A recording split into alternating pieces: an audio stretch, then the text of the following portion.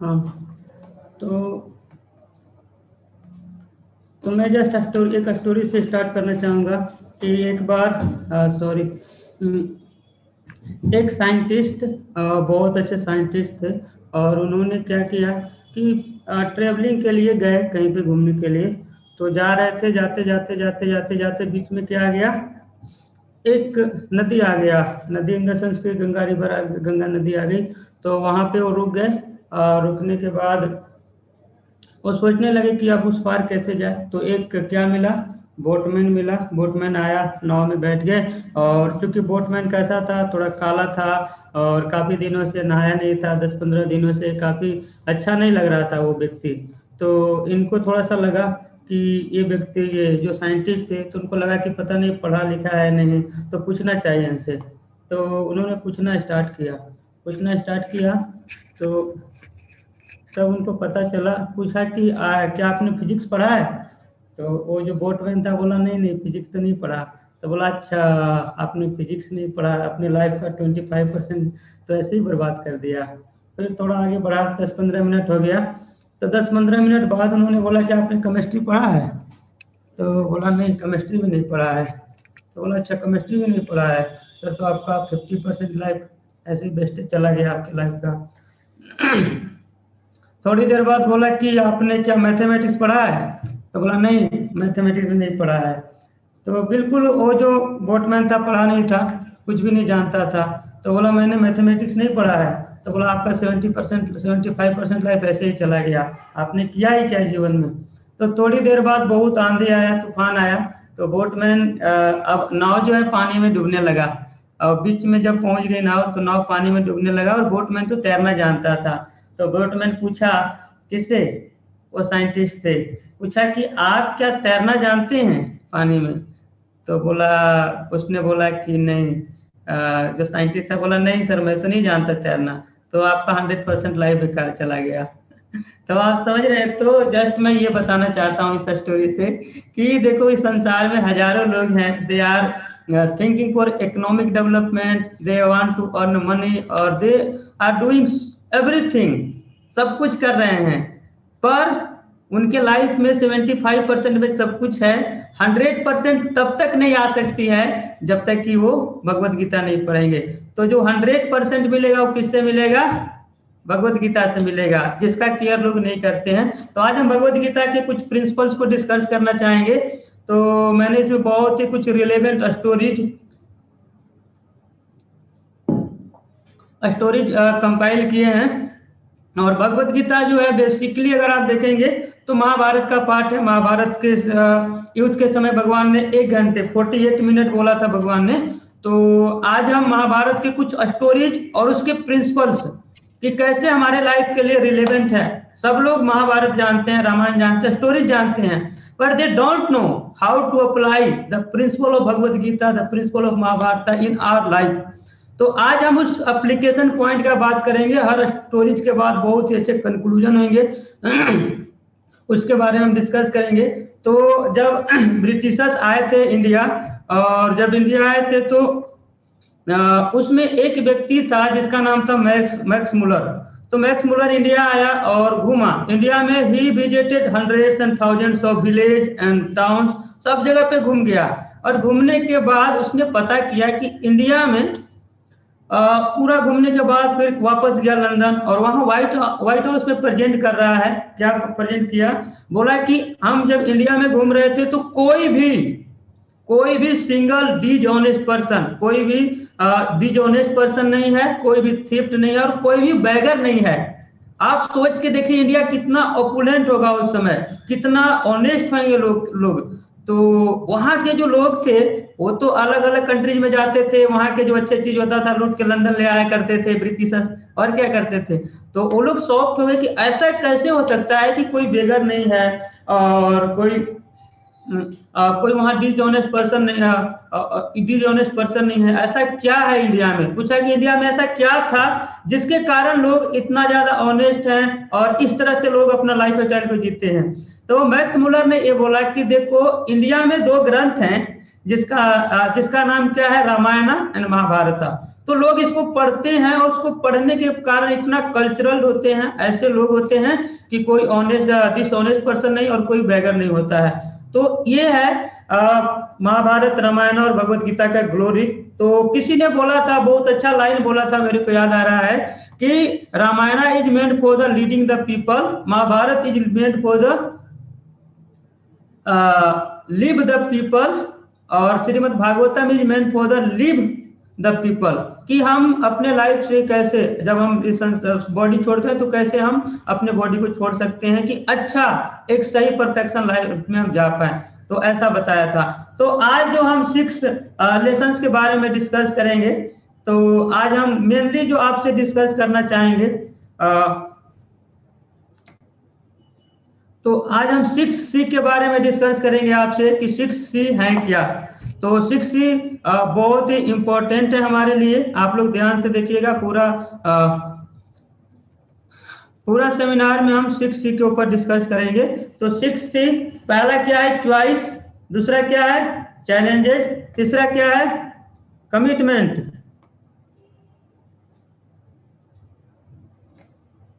तीसरा क्या है? Sorry, commitment. और फोर्थ क्या है? कनेक्शन। फिफ्थ क्या है? कंपोजर। और लास्ट क्या है? सर्टेनिटी। तो हम 6 थीम के ऊपर डिस्कशन करेंगे पूरा सेमिनार, और जो बहुत ही रिलेवेंट होगा। तो सबसे पहला क्या है? चॉइस।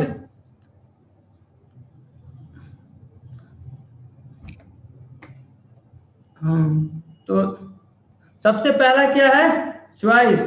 तो एक बार एक व्यक्ति टाउन से विलेज में गया, और वहां कुछ बच्चे खेल रहे थे, और एक बच्चा से पूछा उस व्यक्ति ने कि सुनो, कि उसने पूछा कि तुम्हारे गांव में है ना कि any great personality born in your village?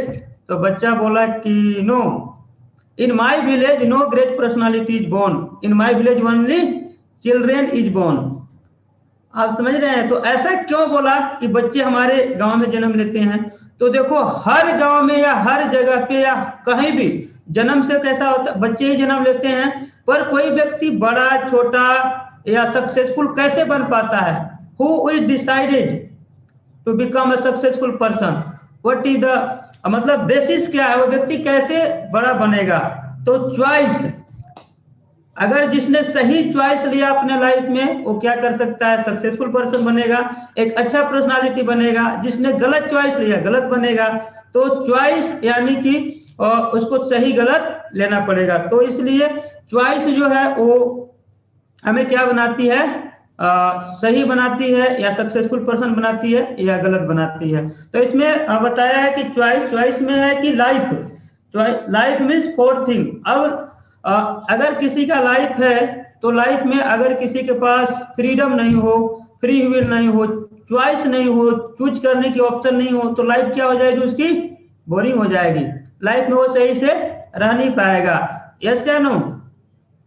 तो इसमें बताया गया है कि लाइफ मीन्स 4 थिंग। पहला क्या है? Life means live. दूसरा क्या है? तो लिव में देखो, हर व्यक्ति क्या करना चाहता है अपने जीवन में? बने रहना चाहता है। कोई भी व्यक्ति बॉडी छोड़ना नहीं चाहता है। यस या नो? यस, क्योंकि आप भगवत गीता में पढ़ेंगे तो भगवत गीता में का श्लोक है, न जायते म्रियन्ते व कदाति न अयं भूत्वा न जायते, सॉरी, जातस्य हि ध्रुव मृत्यु ध्रुवम जन्म मृतस्य च तस्मात् अपरिहार्य अर्थे न त्वं शुचितुम अहर्षसि, कि जिसने भी जन्म लिया है उसकी क्या होगी? मृत्यु होगी, और जो जिसका भी मृत्यु होगा उसका दोबारा जन्म होगा ही होगा। ऐसा भगवान ने बोला है। पर हर व्यक्ति की यही इच्छा होती है कि हमारा कभी डेथ नहीं हो, हम यहाँ पे बने रहें। तो लाइफ मीन्स लिव, उसको रहने का इच्छा होता है। दूसरा क्या है? लर्न। अगर कोई व्यक्ति है, जन्म लिया इस संसार में, तो क्या करना चाहेगा? लाइफ के साथ सीखना चाहेगा। अगर सीखने की टेंडेंसी जिस दिन से हमारा समाप्त हो जाता है, तो उस दिन से हमारा प्रोग्रेस रुक जाता है। तो देखो, जैसे कोई बच्चा जन्म लेता है तो क्या करता है? स्कूल जाता है, कॉलेज जाता है, फिर कंपनी जाता है, हर जगह पे वो क्या करता है? बेसिकली कुछ ना कुछ सीखता है। तो लाइफ मीन्स, पहला क्या है? लिव। सेकेंड क्या है? लर्न। तीसरा क्या है? लव, यानी कि हर व्यक्ति क्या चाहता है? कि हमें कोई प्रेम करे, और हम किसी से के द्वारा, हर व्यक्ति दूसरे को प्रेम करना चाहता है, और हर व्यक्ति दूसरे से प्रेम पाना चाहता है।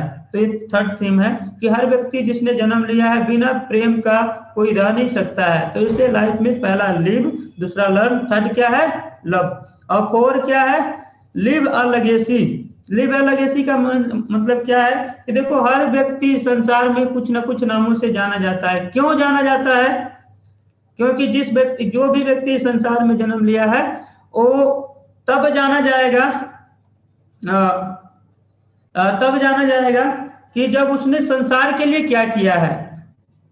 जैसे महात्मा गांधी का आप देखते हैं, तो महात्मा गांधी को फादर ऑफ नेशन क्यों बोला जाता है? क्यों इसलिए बोला जाता है कि क्योंकि उन्होंने देश के लिए कुछ किया।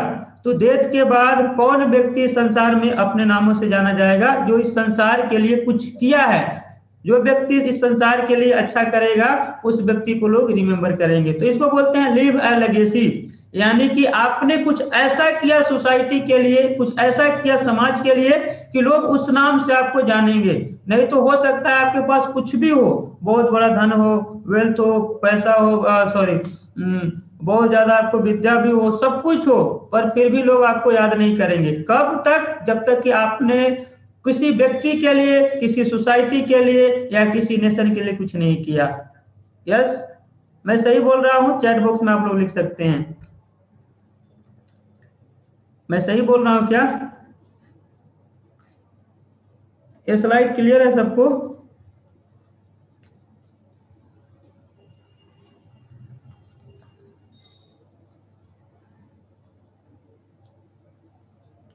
Very nice. तो सबने लिखा है, पूजा जी ने लिखा है यस, प्रिया ने लिखा है yes, yes yes, very nice.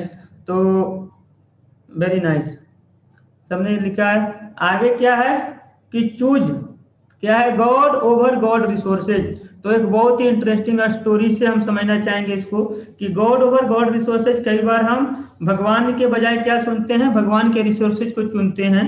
तो कैसे इसको समझ सकते हैं? जैसे आप सब इस स्टोरी को जानते होंगे कि महाभारत में जब कृष्णा थे और कृष्णा के पास अर्जुन और दुर्योधन दोनों हेल्प के लिए गए, तो दुर्योधन जो था पहले पहुंचा और नेचुरली जाके खोज रहा था कहाँ बैठे। तो दुर्योधन कहाँ बैठ गया? भगवान के सर के साइड में बैठे। और दुर्योधन सॉरी जब अर्जुन गए तो अर्जुन देखे कि कहाँ बैठे, तो अर्जुन देखे भगवान रेस्ट कर रहे हैं, तो उनके सामने जस्ट बैठ गए थे। तो जब जैसे भगवान ने देखा तो अर्जुन खड़े हो गए और सबसे पहले अर्जुन को देखा। तो भगवान ने अर्जुन को क्या बोला? Arjun what you want, how are you, मन ऐसे पूछना स्टार्ट किया। तो उसी समय दुर्योधन ने भी अपना प्रेजेंस का अनाउंसमेंट करने लगा, भगवान मैं भी पहले आया हूँ, मेरी हक है, मैं पहले आपसे कुछ लेना चाहता हूँ। तो दुर्योधन टेंशन में पड़ गया क्योंकि भगवान तो समझ गया दोनों क्यों आए हैं, हेल्प के लिए आए हैं। नेचुरली भगवान को पता चल गया। तो भगवान बोले कि नहीं, क्योंकि मैंने अर्जुन को पहले देखा है इसलिए मैं पहले अर्जुन को दूंगा ऑप्शन की क्या चूज करता है। तो दुर्योधन बोला नहीं नहीं, मैं आया हूँ और मेरे को ऑप्शन मिलना चाहिए चूज करने का। तो भगवान ने बोला नहीं, पहले क्योंकि मैंने उनको देखा है इसलिए पहले वो उनको ऑप्शन मैं दूंगा। तो अर्जुन को बोले कि देखो दो चीजें हैं, एक तो मैं हूं जहाँ की पूरे महाभारत की लड़ाई में कोई भी वेपन नहीं यूज करूंगा, कोई लड़ाई में पार्टिसिपेट नहीं करूंगा, कुछ भी नहीं करूंगा। तो एक साइड से मैं रहूंगा, दूसरे साइड मेरे आर्मीज हैं जो कि कभी आज तक किसी के द्वारा हराए नहीं गए हैं। वो ऐसे आर्मी है never be defeated by anyone, तो कभी नहीं हारे हैं। ऐसे आर्मी एक पे एक वीर हैं, तो और एक दो नहीं है, 36,000 लोग हैं। तो आप किसको लेना चाहोगे? तो नेचुरली अर्जुन भगवान का भक्त, और एक सेकेंड भी नहीं देर किया, तुरंत क्या बोला कि भगवान मैं किसको चाहता हूं? मैं आपको चाहता हूं, I want you not your army.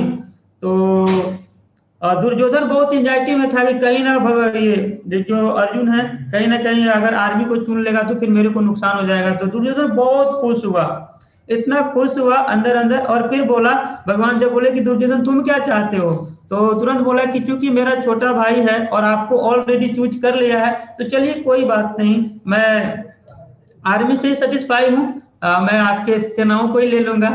तो भगवान ने बोला बहुत बढ़िया। तो यहाँ पे क्या है, ऑप्शन है चूज करने का। तो दुर्योधन ने क्या चूज किया? गॉड रिसोर्सेज को, यानी कि उनके आर्मीज को, कि उनके आर्मी जो होंगे वो लड़ेंगे तो फिर मैं जीतूंगा। पर यहाँ पे अर्जुन ने क्या चूज किया, भगवान को चूज किया। तो इसका बहुत अच्छा कंक्लूजन और आगे की एक स्लाइड में मैं दूंगा। अभी मैं यहाँ पे इसको स्टॉप करता हूँ। आगे एक और बहुत अच्छा स्टोरी है जिसका आपने नाम सुना। हाँ, तो आगे का स्टोरी है, जैसे कि आपने नाम सुना होगा अयोध्या, किष्किंधा और लंका। नाम सुना है आप लोगों ने अयोध्या का? तो देखो तीनों स्टोरी से हम क्या सीख सकते हैं, बहुत ही इंटरेस्टिंग पॉइंट है जो कि हम सीख सकते हैं। तो अयोध्या रिप्रेजेंट्स कल्चर, संस्कृति, नेम फेम। अयोध्या मतलब कि कल्चर, जहाँ के लोग सिविलाइज हो, हम्बल हो, ऑनेस्ट हो, ट्रूथफुल हो और दूसरे को लोग हेल्प करते हो, इस तरह की जो सिटी है उसको क्या बोलते हैं, अयोध्या।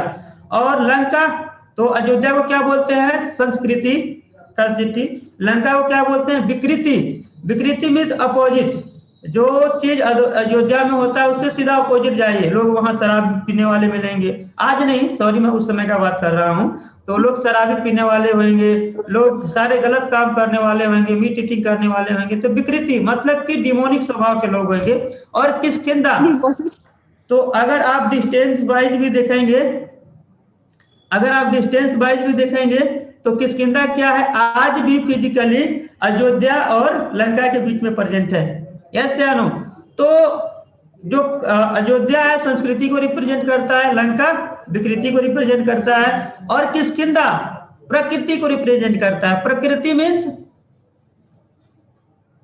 आप चैट बॉक्स में लिख सकते हैं 1 सेकंड के लिए, 2 सेकंड के लिए, कि प्रकृति मीन्स क्या होता है। What do you mean by प्रकृति?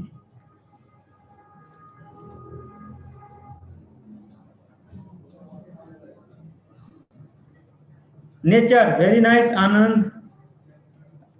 नेचर, नेचर, सबने नेचर लिखा है, वेरी नाइस। तो नेचर क्या है, व्हाट इज नेचर? नेचर में भी चेंजेस। तो आप सब लोगों ने बहुत सही लिखा है, क्योंकि किष्किंधा क्या चीज को रिप्रेजेंट करता है, नेचर को, और नेचर चेंज हो सकता है। यस, तो किष्किंधा में कौन लोग रहते थे, बानर, बानर ही रहते थे ना। तो बानर को अगर हम आप अगर विश्लेषण करेंगे, उसको एनालाइज करेंगे, बानर, बा और नर मीन्स ह्यूमन बीइंग, बा मीन्स मंकी।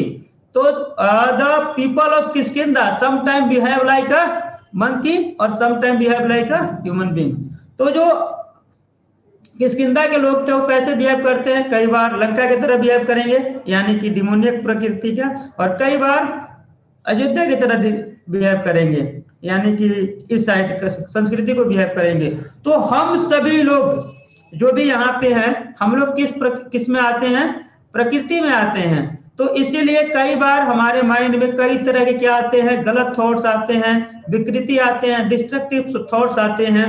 तो उस समय हम कहाँ चले जाते हैं, लंका साइड में। और फिर कई बार इस तरह के जब सेमिनार में आते हैं, या कई बार हमारे मन में मेडिटेशन होता है, मैं सही कर रहा हूँ, गलत कर रहा हूँ, क्या करना चाहिए, नहीं करना चाहिए, तो उस कल्चर को क्या बोलते हैं, अयोध्या बोलते हैं। तो यहाँ भी हमारा क्या है, चॉइस है। If you want to become human being, आपको क्या करना पड़ेगा, संस्कृति फॉलो करना पड़ेगा, एक कल्चरल ह्यूमन बीइंग बनना पड़ेगा, एक सिविलाइज्ड मैन बनना पड़ेगा, अगर आप सही में। और अगर आप नहीं बनना चाहते हैं तो फिर लंका प्रवृत्ति के भी आप बन सकते हैं, तो उसको क्या बोलते हैं, विकृति।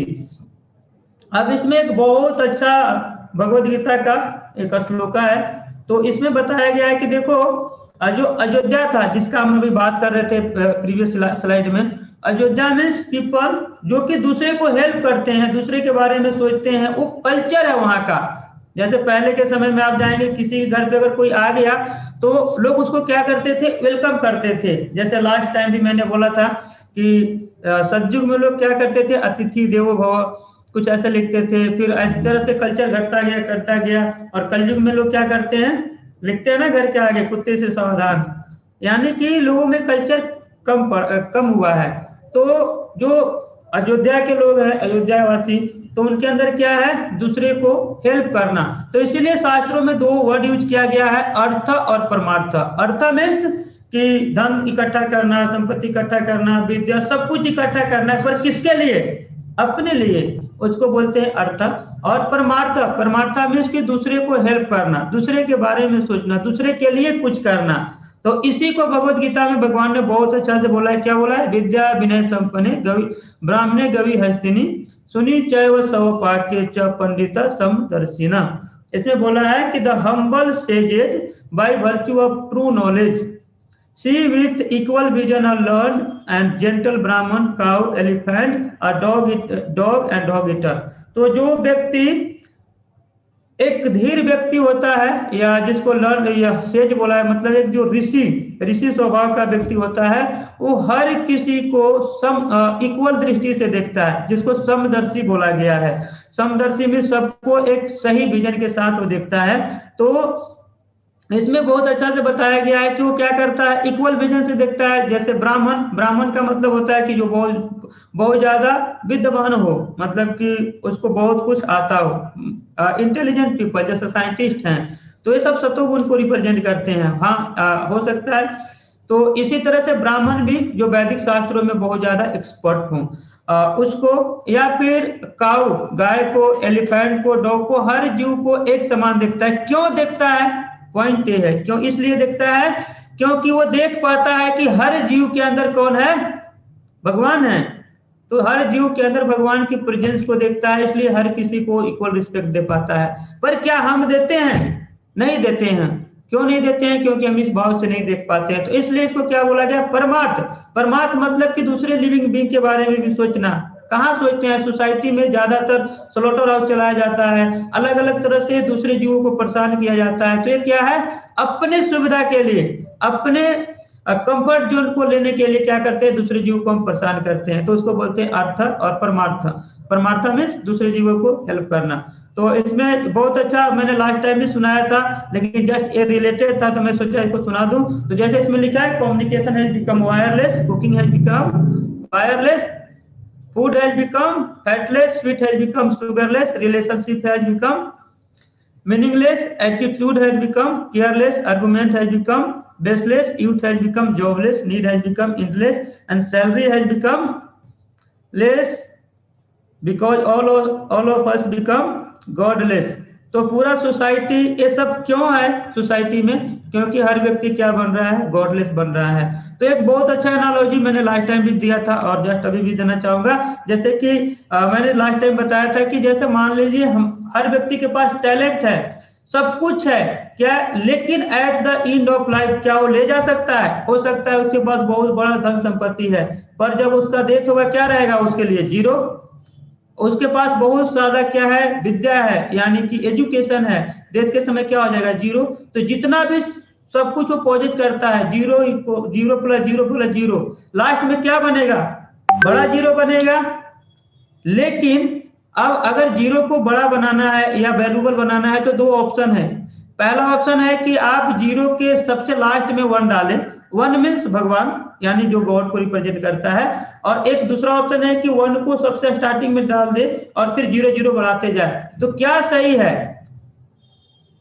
आप जीरो के पहले वन लगाना चाहते हैं या जीरो के बाद वन लगाना चाहते हैं? चैट बॉक्स में लिखिए और क्या समझे इससे। मेरी बात समझ आया आप लोगों को? एक को आगे डालना है, वेरी नाइस। और पहले प्रभु, वेरी नाइस। और हाँ, तो अगर आप पहले लगाते हैं, पहले पहले पहले यानी कि पहले लगाते हैं, तो अगर आप पहले लगाते हैं तो वही जीरो जिसका कोई वैल्यू नहीं था, पर जीरो के पहले वन लगा देते हैं तो सारे जीरो का वैल्यू बढ़ जाता है। जैसे वन जीरो लगा दिए, 10 हो गया, जीरो लगा दिए, 100 हो गया, जीरो लगा दिए, 1000, करोड़, अरब, जितना भी आप लगाते जाएंगे उसका वैल्यू बढ़ते जाएगा। पर अगर जीरो को आप लास्ट में लगाते हैं तो जीरो का वैल्यू, सॉरी, वन को अगर लास्ट में लगाते हैं तो वन ही रह जाएगा। तो इसलिए आपके पास ऑप्शन है कि आप जो भी कुछ कर रहे हैं, मैंने जो बताया, आप एजुकेशन ले रहे हैं या आप बहुत ज्यादा पैसे कमाने का सोच रहे हैं या जो भी कुछ लाइफ में करना चाहते हैं, सब कुछ करिए, पर साथ ही साथ सबसे पहले सेंटर में किसको रखिए? भगवान को रखिए। अगर आप भगवान को रखते हैं तो वही एजुकेशन, वही पैसा, वही सब कुछ आपके लिए क्या बन जाएगा? गुण बन जाएगा, जिससे कि आप बहुत कुछ कर सकते हैं। तो इसी तरह से दुर्योधन के पास भी क्या था? ऑप्शन था, चॉइस था। उन्होंने क्या किया गॉड के बजाय गॉड रिसोर्सेज को चूज किया। तो आप जैसे सब लोग स्टोरी जानते हैं कि गॉड रिसोर्सेज चूज तो किया, पर at the end of life उसको क्या मिला? निराशा ही मिला। तो आप चाहे सब कुछ कितना भी कुछ क्यों ना कलेक्ट कर ले, क्यों ना कुछ ले ले, पर at the end of life आपको क्या मिलेगा? निराशा मिलेगा। कब? जब आप गॉड रिसोर्सेज को चुनते हैं, अगर भगवान को साइड कर देते हैं। ठीक है। ये तो आगे जस्ट एक स्टोरी में बताना चाहूंगा कि कैसे ये जो चॉइस है कैसे लोग इसका मिसयूज करते हैं। तो महाराज युधिष्ठिर एक राजसूय यज्ञ करवाया था स्टार्टिंग में ही। तो उस समय दुर्योधन और सब लोग साथ में रहते थे। तो युधिष्ठिर महाराज राजा थे, और युधिष्ठिर महाराज ने जब राजसूय यज्ञ कराया, तो राजसूय यज्ञ में नेचर के अकॉर्डिंग हर किसी को क्या किया था? एंगेज किया था। जैसे अर्जुन को बहुत अच्छा लगता था दूसरे लोगों को रिसीव करना, तो भगवान कृष्ण और अर्जुन स्वयं क्या कर रहे थे? दूसरे लोगों का वेलकम कर रहे थे। भीमसेन को बहुत अच्छा खाना लगता था, बहुत ज्यादा खाते भी थे। तो खाते थे इसलिए वो कुकिंग से भी लव करते थे। तो कुकिंग डिपार्टमेंट किसको दे दिया गया था? भीमसेन को दे दिया गया था। दुर्योधन को दूसरे से कोई चीज लेना बहुत अच्छा लगता था, पैसे लेना, गिफ्ट लेना, सब कुछ लेना। तो दुर्योधन को क्या लगा दिया था भगवान ने? गिफ्ट लेने के लिए लगा दिया था कि जो भी लोग आएंगे अलग अलग जगहों से और गिफ्ट लाएंगे, वो आप कलेक्ट कर लेना। और उसी तरह से कर्ण को बहुत अच्छा देना लगता था, किसी चीज को किसी को बांटना। तो भगवान ने उसको क्या लगाया था? चैरिटी देने के लिए लगा दिया था। तो सबको नेचर के अकॉर्डिंग इंगेज कर दिया था भगवान ने, और सब लोग ऐसा कर रहे थे। तो ऐसा देखा गया कि जब सब लोग गिफ्ट लाए थे और युधिष्ठिर महाराज राजा थे, तो सब लोग युधिष्ठिर महाराज का नाम लेके सब लोग गिफ्ट दे रहे थे। अब दुर्योधन सबसे गिफ्ट कलेक्ट करता था, हजारों हजारों लाखों लोगों से उन्होंने गिफ्ट कलेक्ट किया, और जैसे गिफ्ट लेता था उसका एनवी बढ़ जाता था। उसको लगता था कि यार युधिष्ठिर महाराज का नाम क्यों हो रहा है, मेरा क्यों नहीं हो रहा है। तो बहुत ज्यादा गुस्सा होता था, और उसका एनवी जैसे एक गिफ्ट लिया और उसका एनवी बढ़ गया, दूसरा गिफ्ट लिया और उसका एनवी बढ़ गया। तो इस तरह से उसका एनवी जो है बढ़ते जाता था, बढ़ते, और जलते रहता था अंदर से। तो मतलब कि देखो, दूसरे का सक्सेस, मैं इसमें बताना चाहता था कि दूसरे का सक्सेस से उसको, दुर्योधन को क्या आता था? एनवी आता था। तो देखो पॉइंट ये है कि अगर एनवी जो है हमारे हेल्थ के लिए क्या है? बहुत ही डेंजरस है, बहुत ही हमारी पूरी लाइफ को क्या कर सकता है? एक्सपॉइल कर सकता है। एनवी एक ऐसा चीज है जिसको किसी भी चीज के थ्रू आप एलिमेंट नहीं कर सकते हैं, उसको हटा नहीं सकते हैं। तो इससे हमें बहुत केयरफुल रहना चाहिए। तो इसमें बताया गया है कि दुर्योधन, देखो हर व्यक्ति अपने ऑक्यूपेशन को लेकर क्या रहता है? एम्बिशियस रहता है। तो being ambitious is not a bad, लेकिन उस एम्बिशन को पाने के लिए, उस एम्बिशन को प्राप्त करने के लिए एक एथिक लाइन को हमें क्रॉस नहीं करना चाहिए। अगर उस एथिक लाइन को क्रॉस कर जाते हैं तो क्या कहते हैं? उसको ग्रीड कहते हैं। अगर आप उस एम्बिशन को पाने के लिए एथिक लाइन को क्रॉस किए तो क्या है? ग्रीड है। अब वो ग्रीड जो है हमारे लिए क्या है? डेंजरस है। तो कई बार जब हम अपने एथिक लाइन को क्रॉस करने लग जाते हैं तो कई सारे हमारे पास क्या आते हैं? सजेशन आते हैं। कई लोग हमें अलग अलग तरह से सजेशन देते हैं कि देखो, कॉमन व्यक्ति भी समझ सकता है कि देखो अब मैं गलत करने जा रहा हूं। जैसे मान लीजिए किसी को करोड़पति बनना है, तो अब उसके पास कई सारे ऑप्शन होंगे, अलग अलग बिजनेस का ऑप्शन होंगे। कई लोग सलोटर हाउस खोलते हैं, कई लोग अलग अलग तरह के गलत काम में भी लग जाते हैं, ड्रग्स का बिजनेस कर लेते हैं, जल्दी बड़ा बन जाएंगे। आप समझ रहे हैं? तो वो क्या है? एथिक लाइन को क्रॉस। देखो, बड़ा बनना कोई खराब नहीं है, बड़ा बनने का सपना खराब नहीं है, पर उसको प्राप्त करने के लिए जो आपने लाइन चूज किया वो क्या है? गलत है। उसके लिए झूठ बोल रहे हैं, किसी को धोखा दे रहे हैं, क्या है? अपने मोरल को हम डाउन कर रहे हैं। तो जब हम फाइन लाइन को क्रॉस करते हैं तो उसको क्या बोलते हैं? ग्रिड। तो इस ग्रिड के बारे में बताया गया है कि हम, जैसे मैंने बताया कि जब हम अपने एथिक लाइन को क्रॉस करते हैं तो कई लोग क्या करते हैं? हमें सजेस्ट करते हैं, कोई सजेशन देते हैं, आप ऐसा मत करो। तो इसमें जैसे एक स्टोरी मैंने दिखाया, एक व्यक्ति को दिखाया है कि ये कोई व्यक्ति है और जो पेड़ पे चढ़ा हुआ है उसी डाली को कट कर रहा है, काट रहा है। इनका मान लीजिए सपोज करिए कुछ नाम है, रामपाल, श्यामपाल, जो भी बोली। तो ये काट रहे हैं उसी डाली को। तो किसी व्यक्ति ने, जब जो नीचे से लोग जा रहे थे सड़क से, तो उन्होंने बोला कि आप देखो इसको मत काटो, अगर काटोगे तो पेड़ का डाली गिरेगा, आप भी गिर जाओगे, फाइनली आपको नुकसान होगा। तो इन्होंने बोला कि I know you all are envious to my success. आप समझ रहे हैं कि आपको लग रहा है जैसे कई बार हम कुछ करते हैं तो कई लोग जब बताते हैं तो हमें लगता है कि मेरे सक्सेस से इसको जलन है, इसलिए मेरे को करेक्ट कर रहा है, पर हम नहीं देख पाते कि हम क्या है गलत कर रहे हैं। तो थोड़ा देर बाद काटते गए काटते गए काटते गए और पेड़ से गिर गए। गिरने के बाद एक सोचने लगे कि यार जो लोग मेरे को बता रहे थे वो सब क्या थे, एस्ट्रोलॉजर थे, पहले से ही प्रेडिक्ट कर रहे थे कि मैं गिर सकता हूं।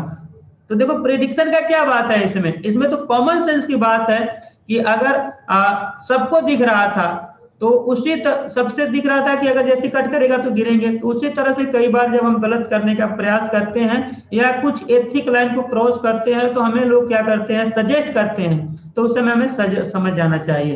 तो ये बताया गया है, तो हमें ग्रीडी नहीं बनना है। आगे बताया गया है बहुत ही अच्छा कि भीमसेन के बारे में कि 4 तरह के मेंटेलिटी के लोग होते हैं। तो एक बार भीमसेन, एक किसका फोटो है, भीमसेन का। तो भीमसेन चूंकि जब युधिष्ठिर महाराज राजा थे तो उस समय भीमसेन को लगा दिया था प्रॉब्लम सोल्वर, यानी कि कोई भी प्रॉब्लम आता था राज्य में तो पहले किसके पास भेजते थे, भीमसेन के पास। भीमसेन उस प्रॉब्लम को सॉल्व कर देते थे और अगर नहीं सॉल्व कर पाए तो फिर युधिष्ठिर महाराज के पास जाते थे। तो एक दिन एक व्यक्ति आया भीमसेन के पास और बोला कि देखिए मेरे घर में जो फैन है वो मेरे घर में तो चल रहा है, पर जो हवा है वो दूसरे के घर में दे रहा है, पड़ोसी के घर में हवा दे रहा है। तो भीमसेन बड़ा कंफ्यूज हो गया, बोले यार ऐसा कैसे हो सकता है, फैन इनके घर में लगा है, हवा किसी और के घर में जा रहा है, ये तो मेरे दिमाग से ऊपर की चीजें हैं। तो उन्होंने बोला कि मैं नहीं सोल्व कर सकता इस प्रॉब्लम को, आप युधिष्ठिर महाराज के पास जाओ। थोड़ी देर बाद, आधे घंटे बाद एक और व्यक्ति आया और दूसरे ने बोला कि भीमसेन को क्या बोला कि हाँ, दूसरे ने बोला कि देखो हमारे पास एक बोतल है जिसमें 5 लीटर पानी आ जाता है। तो वो बोतल 5 लीटर का बोतल है जिसमें पानी 5 लीटर भरा हुआ है, और 5 हमारे पास छोटे बोतल भी हैं जिसमें 1-1 लीटर पानी आते हैं। तो बड़े बोतल से हम छोटे में जब डालते हैं तो छोटे बोतल एकदम पूरी तरह से फिलअप हो जाते हैं, भर जाते हैं। लेकिन अब प्रॉब्लम क्या है कि जब सारे छोटे बोतल को फिर बड़े बोतल में डालता हूं तो 50% ही फिलअप होता है, तो वो 50% पानी गया कहां। अब भीम सोचने लगी अरे ऐसा कैसे होगा, पानी तो वही था, बड़ा बोतल से छोटे में डाले सब फिलअप हो गया, अब छोटे से बड़ा में डाल रहे हैं, अब वो 50% खाली है, ऐसा कहां चला गया पानी। भीमसेन के दिमाग से ऊपर चला गया, बोला नहीं नहीं इसको भी मेरे को नहीं पता, आप जाओ युधिष्ठिर महाराज से पूछो। फिर थोड़ी देर बाद थर्ड व्यक्ति आया, बोला कि देखो मेरे पास एक हाथी है और मैंने हाथी को पूरा, ये जो नीडल है इसके नीडल के जो हॉल है इससे मैंने पूरे हाथी को पार कर दिया, मतलब कि निकाल दिया आर पार, बस इसका जो टेल है वो स्ट्रक्ट हो गया। अब भीमसेन बोले कि ऐसा कैसे संभव है कि नीडल से कोई हाथी को आर पार कर दिया जाए, अगर हाथी चला भी गया, उतना बड़ा जब हाथी उस हॉल से जा सकता है तो नीडल से उसका टेल कैसे स्ट्रक्ट हो सकता है, कैसे फंस सकता है। तो भीमसेन बोले यार कैसे लोग आ रहे हैं, आप जाओ युधिष्ठिर महाराज के पास जाओ, मेरा इसके पास कोई आंसर नहीं है। और फोर्थ व्यक्ति आया, बोला कि देखो और बीच रोड में एक बहुत बड़ा बोल्डर मतलब पत्थर, बहुत बड़ा पत्थर पड़ा था और जिसमें बड़े बड़े लोग आए, देख रहे हैं ना, बड़े बड़े रेसलर आए, उसको पूरा पुश कर रहे हैं, हटाने का प्रयास कर रहे हैं, पर 1 इंच भी पत्थर हिल नहीं पाया। तो लोग समझ नहीं पा रहे थे कि आखिर क्या है, क्यों नहीं हिल पा रहा है, और किसी से एक थोड़ा भी हिल नहीं पाया, थोड़ा भी मूव नहीं कर पाया। उसी समय एक पतला दुबला सन्यासी in the sense,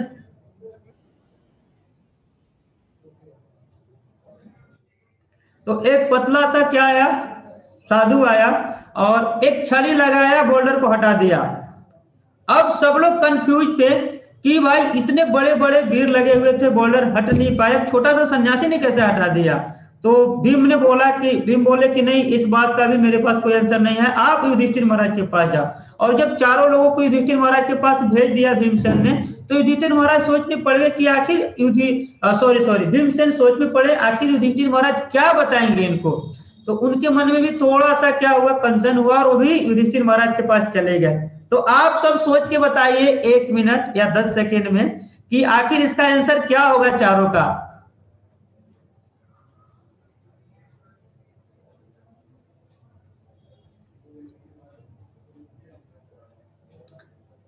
chat box में लिख सकते हैं, पहला लिखिए।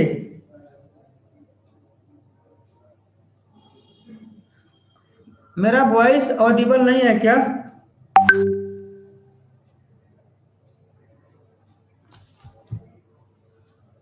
मैं ऑडिबल हूं सबके लिए?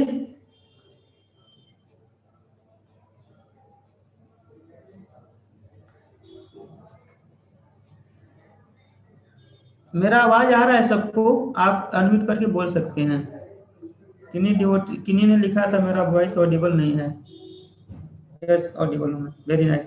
तो पहले वाले में लिखा है zero, sorry, God is first. दूसरा में किन्हीं ने लिखा है yes sir, may be they all are lying about their problems.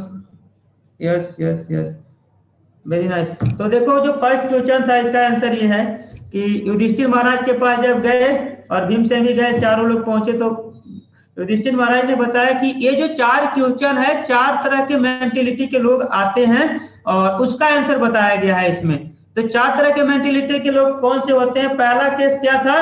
Fan hanging in the room, एक घर में वो टंगा हुआ है और दूसरे के घर में हवा कैसे दे रही है। तो देखो, इससे क्या है कि हर व्यक्ति के पास अपना सब कुछ है, लेकिन अपना प्रॉपर्टी से, अपना सक्सेस से वो व्यक्ति खुश नहीं है। वो हमेशा क्या देखता है? दूसरे के सक्सेस को देखता है, दूसरे को चीजों को देखता है, उसको लेना चाहता है। जैसे सपोज करिए दुर्योधन को पूरा संसार का राज्य था और फिर भी उसको क्या दिखता था? हस्तिनापुर का जो युधिष्ठिर महाराज का इंद्रप्रस्थ था, जो कि युधिष्ठिर महाराज ने खुद से बनाया था, वो इंद्रप्रस्थ लेना चाहता था। तो देखो, पूरा संसार है फिर भी उसको क्या चाहिए? वो इंद्रप्रस्थ चाहिए। आप समझ रहे हैं? तो उसी तरह हर व्यक्ति के पास अपना चीजों को यूज नहीं करके दूसरे के चीजों को लेना चाहते हैं। आप समझ रहे हैं? जैसा मान लीजिए कोई रेस्टोरेंट गया तो अपना प्लेट में क्या है वो अच्छा नहीं लगेगा, वो दूसरे को देखते हैं, अरे यार उसका प्लेट में कितना अच्छा है खाना, काश मैं भी वो खा रहा होता। आप समझ रहे हैं? तो इसका, इस फैन का मतलब यही था कि हम दूसरे के सक्सेस को देखकर क्या होते हैं? एनवियस होते हैं, या दूसरे को चीजों को हम अच्छा हमेशा देखते हैं, अपने चीजों को नहीं देखते। तो इसमें हमारे लिए लाइफ एप्लीकेशन क्या है कि कई बार हमारे पास कई अच्छे टैलेंट्स होते हैं, कई सारी अच्छी क्वालिटीज होती है जिसको हम यूज नहीं करते हैं, और दूसरे को जब देखते हैं कि कोई व्यक्ति एक पर्टिकुलर काम को कर रहा है तो उसका हम कॉपी करने का प्रयास करते हैं। तो आप ध्यान रखिएगा कि जिस चीज में हमारा टैलेंट होता है, हर व्यक्ति अपने फील्ड में क्या होता है? यूनिक होता है। अगर उस यूनिकनेस को आप पकड़ लिए, उस यूनिकनेस को पकड़ लिए तो आप क्या हो जाएंगे? सक्सेसफुल हो जाएंगे। हमें दूसरे का कॉपी नहीं करना चाहिए। ठीक है, क्लियर है? इसके आगे जैसे हमारा दूसरा क्वेश्चन था कि 5 बोतल, एक बड़ा बोतल है, दूसरे छोटे बोतल है, और बड़े बोतल से छोटे बोतल में अगर पानी ट्रांसफर करते हैं तो छोटे बोतल क्या हो जाते हैं? फिलअप हो जाते हैं, पूरी तरह से भर जाते हैं। छोटे बोतल से बड़े में डालते हैं तो वो फिलअप नहीं होते हैं। ऐसा क्या है?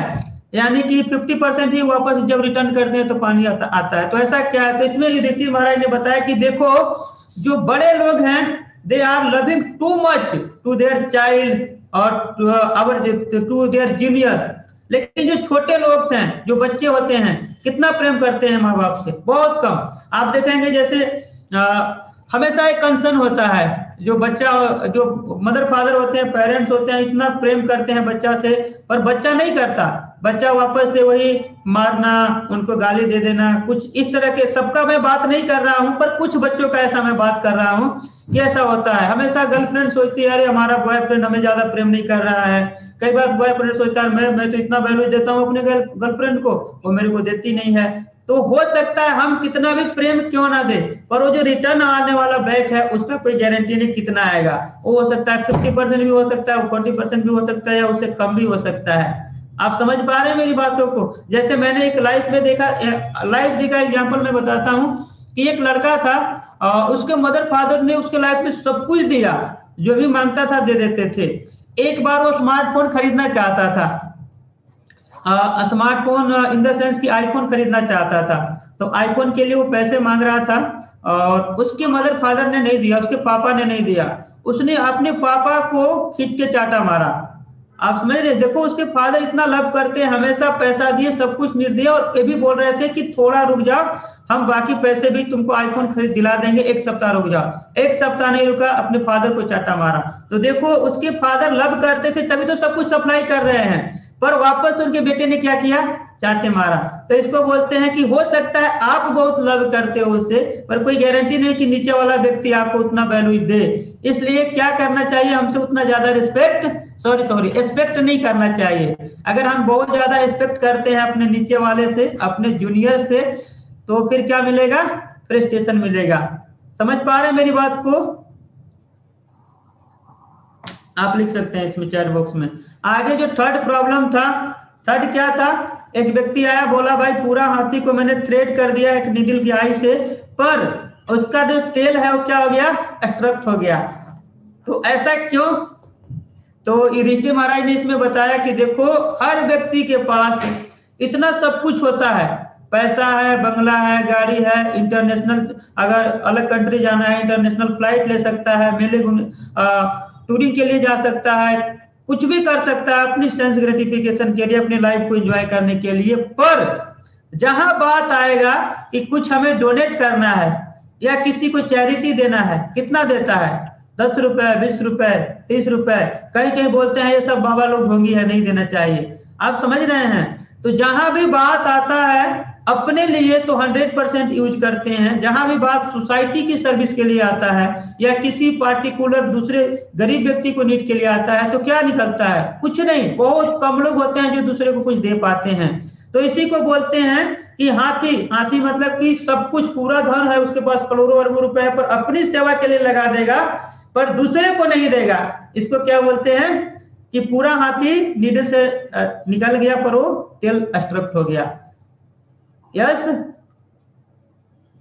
और जो लास्ट एनालॉजी था जिसमें बताया गया है, जो बहुत इंपॉर्टेंट है हमारे लिए, क्या है कि सड़क पे देखो इतना बड़ा बोल्डर था, बड़े बड़े रेसलर्स, बड़े बड़े लोग आए, कोई भी इसको नहीं हटा पाए। किसने हटाया? एक छोटा सन्यासी आया और क्या किया, इसको छड़ी से हटा दिया। तो इसी तरह से आज देखो संसार में अलग अलग मेडिटेशन के तरीके बनाए गए हैं। आप देखोगे कई लोग पार्क में जाते हैं, बस ऐसे हाथ करेंगे, ऐसे करेंगे, कई लोग ऐसे करेंगे, आधे घंटे तक मौन रहेंगे। कई लोग अलग अलग तरह के देवी देवताओं का पूजा करते हैं, बहुत सारे तरीके हैं आप अगर देखेंगे तो। पर उसमें जो बेस्ट तरीका बताया गया है ना, तो बेस्ट तरीका क्या बताया गया है, जो मैंने आपको मंत्रा मेडिटेशन करवाया था, कब लास्ट टाइम करवाया था, 5 मिनट के लिए।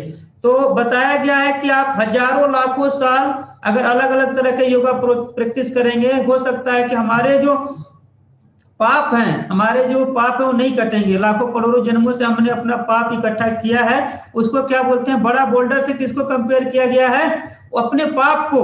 बहुत क्या है हमारे बंडल क्या है, पाप है, उसको बोल्डर से कंपेयर किया गया है और नहीं हो सकते हैं, उससे हमारा हार्ट ट्रांसफॉर्म नहीं हो सकता है। पर अगर कोई हरे कृष्णा कृष्णा कृष्णा हरे हरे, हरे राम राम राम हरे हरे, अगर इस मंत्र का जब 5 मिनट करता है, एक बार भी बोल दिया तो उसके सारे पाप कट जाएंगे। इसीलिए शास्त्रों में बोला है हरे नाम एव केवलम कलो नास्ति गतिर अन्यथा, कि अगर कोई हरे कृष्णा महामंत्र अगर 5 मिनट भी कर ले उसके सारे पाप कट जाएंगे। इसीलिए इसको सन्यासी से कंपेयर किया गया है। तो ये 4 तरह का एनालॉजी किसने दिया, युधिष्ठिर महाराज ने दिया। अब आपके पास चॉइस है, अभी हम क्या डिस्कस कर रहे हैं, चॉइस, कि अब आपके पास चॉइस है आप क्या चीज फॉलो करना चाहते हैं। अगर आप इस प्रिंसिपल्स को अपनाते हैं, इस चीज को फॉलो करते हैं, तो really you will become successful, आपके सारे पाप कट जाएंगे और आप लाइफ में पीसफुल रहोगे, ये गारंटी है। तो ये बताया गया है। अब आगे जो हमारे चूज, कई बार हम जानते हैं कि सही हमारे लिए क्या है, गलत क्या है, पर उसमें सही राइट चॉइस हम नहीं ले पाते। उसमें एक चीज बैरियर आती है, वो क्या है, अटैचमेंट। तो इसमें नेचर ऑफ अटैचमेंट के बारे में बताया है। तो नेचर ऑफ अटैचमेंट को एक मंकी के स्टोरी से कंपेयर किया गया है। अब मंकी का स्टोरी क्या है, जैसे साउथ अफ्रीका में आप जाएंगे तो मंकी को पकड़ा जाता है। मंकी को कैसे पकड़ते हैं, तो एक छोटा सा बोतल रखते हैं, बोतल में कुछ अंदर में कुछ खाने की चीजें डाल देते हैं, सपोज करिए चना या कुछ डाल दिए, और मंकी क्या करता है, अपना हाथ तो डाल देता है, डालने के बाद चना पकड़ के निकालता है, उसका हाथ क्या हो जाता है, स्ट्रक्ट हो जाता है। अब वो ना तो चना को छोड़ता है और ना बाहर ला पाता है हाथ को। अब उसी में वो कुछ देर तक ऐसे ऐसे करते रहता है। फिर जो बाहर के लोग जो डाले रहते हैं, जो मंकी पकड़ना चाहते हैं, उसको क्या करते हैं, कैप्चर करके पकड़ लेते हैं। इसी तरह से हजारों हजार मंकी को पकड़ लेते हैं। तो मंकी क्यों पकड़ा गया? क्योंकि उस चना से वो अटैच हो गया। अगर वो देखा कि जैसे हमारा हाथ अब्स्ट्रक्ट हो गया, चना छोड़ के भाग जाता हो, लेकिन नहीं। तो इसी तरह से कई बार हम देखते हैं कि देखो हम जो करने जा रहे हैं गलत है, पर चूंकि क्या है कि हम अटैच होते हैं उस काम से, सही चीजों के बारे में नहीं सोच पाते। जैसे मान लीजिए कई बार क्या है कि हमें लगता है कि हमारा दोस्त गलत कर रहा है और हमें उसका साथ नहीं देना चाहिए, यस, लेकिन फिर भी कई बार हम दोस्त से इतना अटैच होते हैं कि गलत कर रहा होता है और फिर भी उसको हम सपोर्ट कर देते हैं। तो क्या है, नेचर ऑफ अटैचमेंट। मैं सही बोल रहा हूं? आप चैट बॉक्स में लिख सकते हैं आपका क्या सजेशन है। तो पहला क्या था हमारा, चॉइस। दूसरा क्या है, चैलेंजेस, कि अगर कोई भी व्यक्ति अच्छा चॉइस लेता है, anybody took right choice in their life, they may gate challenges. उसके लाइफ में क्या आएंगे, चैलेंजेस आएंगे। अब चैलेंजेस को आपको क्या करना पड़ेगा, फाइट करना पड़ेगा। चैलेंजेस में क्या होगा कि जैसे इसमें एक बहुत अच्छा स्टोरी बताया गया है। जैसे आप सपोज करिए जिम जाते हैं, आप में से कोई गए हैं जिम कभी? चलिए कोई नहीं, अगर नहीं गए हैं तो अगर जिम जाते हैं तो जिम में हम क्या करते हैं, उठाते हैं, वेट लिफ्ट करते हैं। वेट जब लिफ्ट करते हैं तो बार बार लिफ्ट करते हैं। जितना ज्यादा टाइम हम लिफ्ट करते हैं उतना ज्यादा हमारा मसल क्या होता है, क्या होगा, स्ट्रांग बनेगी ना। तो जितना ज्यादा हम वेट को लिफ्ट करेंगे उतना ज्यादा क्या होगी, मसल स्ट्रांग बनते चली जाएगी। तो इसी तरह से बताया गया है कि अगर कोई भी व्यक्ति राइट चॉइस लेता है तो 100% उसके जीवन में क्या आएंगे, चैलेंजेस आएंगे। अब उसको सीखना पड़ेगा कि चैलेंजेस से हमें डील कैसे करना है। अगर वो चैलेंजेस से डील करना सीख गया तो वो क्या बनेगा, he will become a great personality, he will become a successful person. लेकिन अगर उस चैलेंजेस को छोड़ के चला गया तो फिर वो सक्सेसफुल पर्सन नहीं बन सकता है। तो जब भी कोई राइट चॉइस लेगा तो सेकेंड चीज क्या आएंगी, चैलेंजेस। तो इसमें चैलेंजेस में एक अच्छा स्टोरी बताया गया है। इसमें जैसे देख रहे हैं, जैसे मैंने बताया था कि हाउ टू, अगर चैलेंजेस आया हमारे लाइफ में, अगर कुछ अच्छा कर रहे हैं तो हम कैसे उससे डील कर सकते हैं, उसको कैसे फाइट कर सकते हैं। तो इसमें स्टोरी बताया how to deal with challenges. तो इसमें स्टोरी बताया अश्वत्थामा का। अश्वत्थामा जो था उसके पास अलग अलग अस्त्र थे। तो उसने एक नारायण अस्त्र रखा था, उसको चलाया। और नारायण अस्त्र इतना पावरफुल वेपन था कि अकेला ही सारा पांडवों को समाप्त करने वाला था। जैसे ही चला दिया, पांडव लोग भी लड़ रहे थे तो वो पांडव को लगने ही वाला था, पांडव को फाइनली उस अस्त्र से मरना ही था। तो भगवान देखे कि अब पांडव क्या है, हेल्पलेस है, अब इनके लिए हमें कुछ करना पड़ेगा।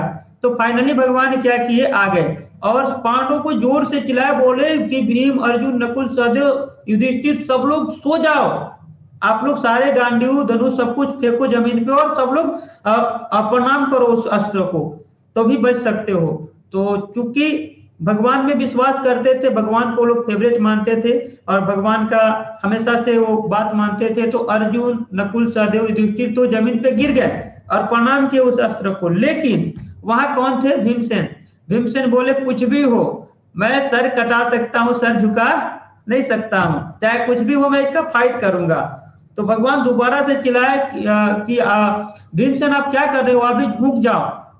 तो भीमसेन बोले नहीं, मैं नहीं झुक सकता। तो प्रकटली भगवान आए, उनके पैरों को खींच दिया और भीमसेन गिर गए। उस तरह से नारायण अस्त्र आया और फिर रिटर्न चला गया। क्यों? क्योंकि ये लोग सरेंडर्ड हो गए। जब कोई व्यक्ति सरेंडर्ड हो जाता है तो फिर उसको पनिशमेंट नहीं दिया जाता है। तो इसमें बहुत अच्छा लर्निंग पॉइंट हमारे लिए है। वो लर्निंग पॉइंट क्या है, 4-5 जो मैंने निकाले थे कि some people are meant for some problems are meant for tolerate. कुछ प्रॉब्लम हमारे जीवन में आते हैं जिसको हमें क्या करना चाहिए, टॉलरेट करना चाहिए।